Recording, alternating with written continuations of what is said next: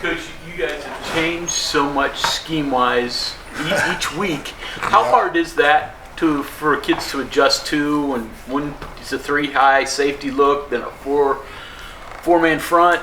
How difficult is that? There's two ways of looking at it.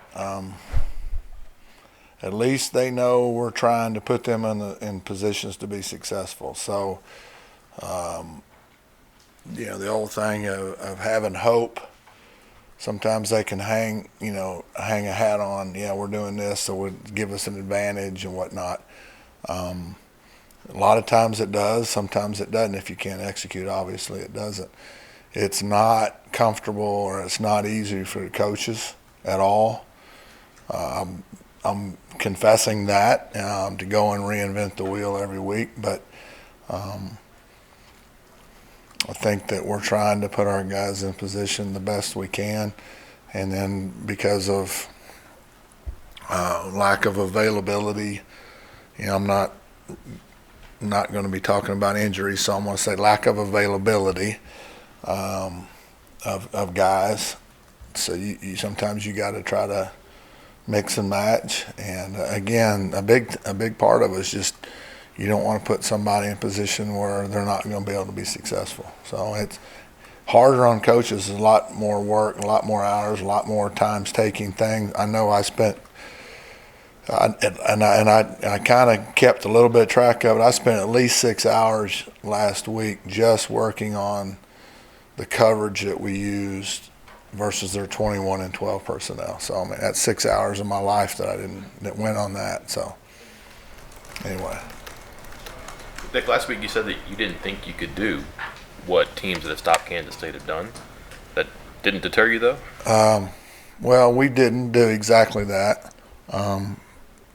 We were probably a little bit more aggressive than what they probably anticipated we might be. We knew that to be successful, we were going to have to stop the run, and I think their quarterback got out on us a few more times than we really wanted to. But, sometimes you can't.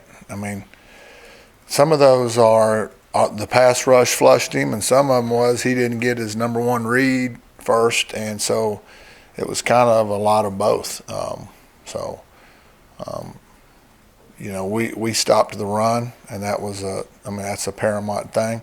I think if you can't stop the run, then you really have you struggle to stop anything. We didn't like giving up that long pass to start the game, and there was a few other passes that we need to play better. But again, it's what can your guys do versus their guys. So we felt like we had a chance to cover. Since they had some guys hurt at receiver, that we had a chance to match up and cover man, which enabled us to put more guys in the box. And we had Coach Leslie and Coach Seiler did a really good job, I think, of dissecting their running game and presenting some really good ideas to stop their power and to stop the cutback, which they really like to do. And then we researched a bunch of stuff and talked to a bunch of people that had played North Dakota State for years and what they had found. And so, there was a little bit of work went into it, but that's our job. That's what you're supposed to do. So. You're talking all 22. It's sort of tennis match. You're talking about stopping a run. You're facing a pretty good running back. Yeah, he's pretty salty pretty scrappy little player. What's stopping the run against them? Well, not anybody. That's why he's leading the nation. So. It's going to be a great challenge for our guys. Schematically, they do a fantastic job. They always have.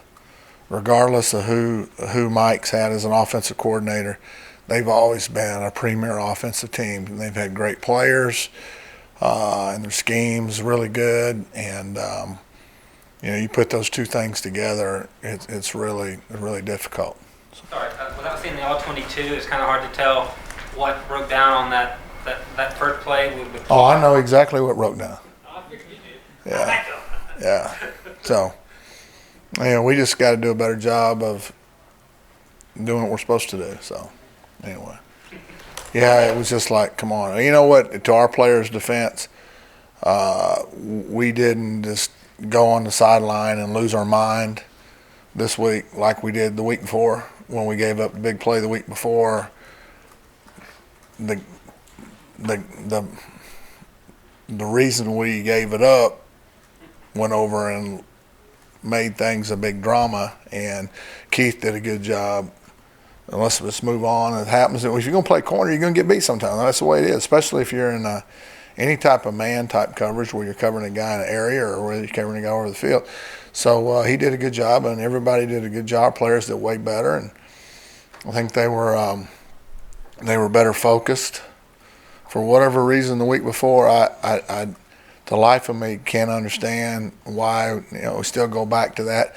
And I talked to the defensive guys for a minute yesterday. Told them I appreciated that we had talked on Friday night. There was 3 things we wanted to do, and be smarter in K-State, and they believe that they're smarter than everybody. Being a K-State grad, no, I'm joking about that, but we wanted to execute better than they did. We wanted to be tougher than them, and it was more physical, and I think we were equal at least. And then we wanted to want it more, and it seemed to me a little bit, I think they wanted it, but I think our guys stepped up and probably played at a level that maybe some of them hadn't played before. We had D linemen play 80-something snaps. That's crazy, and that's some courage right there. And so I told them that, and then I told them that the first sign of insanity is to do the same thing and expect different results. Well, 2 weeks ago after the Baylor game, maybe I didn't drive them as hard, or maybe I wasn't like on their tail as hard. And so I said, I made that mistake, and I'm not going to make that mistake again. So I said, so we're going to hold you accountable for every inch, for every eye discipline, for everything. And it's my fault.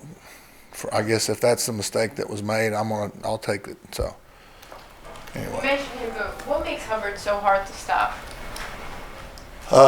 Strength, speed, balance. Got a really good burst. He finds the hole, and he's really got good vision. They do a lot of things where they just hand him the ball, and you got 6 guys, and if they had the tight end in there, they got 7 or 8 gaps, and he seems like he finds them. And when he goes, he's gonna get from here to open. He's going to get from what we call it in a phone booth. If the phone booth opens, he's going to get through that phone booth before you can close it, because he's got that kind of speed. And once he breaks into the secondary, I don't know that we got anybody that's going to be able to run faster than him. So we got to use great angles, and we got to be flawless in our support angles. I think with Norwood not available, Martin gets thrust back into that starting role at free safety. As far as growth goes, what have you seen out of Kerry this year? It seems like there's been some good, been some bad, maybe been some in the middle. Well, typical of a first-year player. I think there's a lot of things that he's got to get better at, and so I'm not going to make excuses for the things he doesn't do well. Probably as hard as anybody. I mean, I've been as hard on him to do the basic things, as hard on him as I have him and Mahone, probably the most, because I know that those guys are moving down the road, down the future, and I think that they're like sponges a little bit, that they'll absorb it, and it's important to them. Some guys that you coach, and you all know people like this in your walks of life, I think, where some people you can tell them stuff and it goes in one ear and out the other, and you're just kind of wasting your time. Those 2 guys really sponge things. Kerry's still going to remember things we haven't run since the first week of the season. So I have to call. If I put something in, I'm going to call it something different. Well, I can't call it something different because he remembers it. So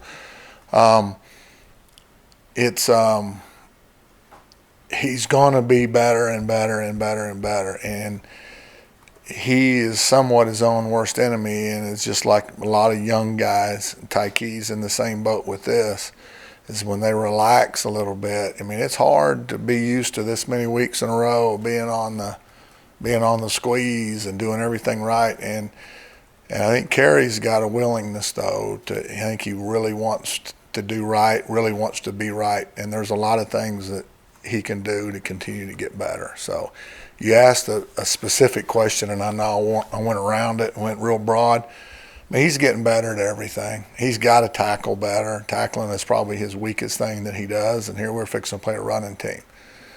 Tackling is what Norwood did best. And the rest of the stuff kind of waned out. So, we'll do the best we can, and he's got to have a great game. Free safety's got to make a lot of plays. All safeties in this package have always had to be the players. Always will be. So. Norwood's played is good. Go ahead. Yeah, you went first last time. Go ahead. Go ahead. Sir. Norwood though, intelligent. That play that he made. A fantastic play. And actually that was corner's play. We had 2 on the curl.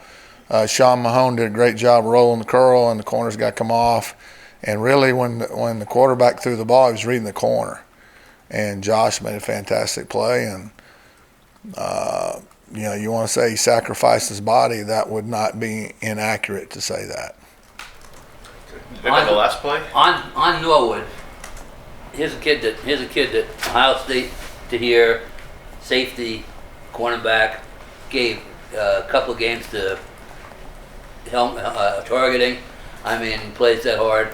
I mean, what can you say about a kid like that to have his career end like that? Well, how much you want me to go into it? I don't think we got time. Here's what you don't know. As long as 1 minute takes. Well, here's what you don't know about. I saw Josh Norris play as a junior in high school, senior in high school. Thought he was potentially a guy that we would like at Troy. Wasn't 100% sold on him because he's undersized, didn't know what he would play because he's under speed a little bit. I was shocked that Ohio State took him. I don't exactly know what all happened there, and I'm just being candid. I love the coach there at Valdosta. He's a Rodemaker, is a great guy, does a great job with those guys. Josh has got some what they called around here dog in him.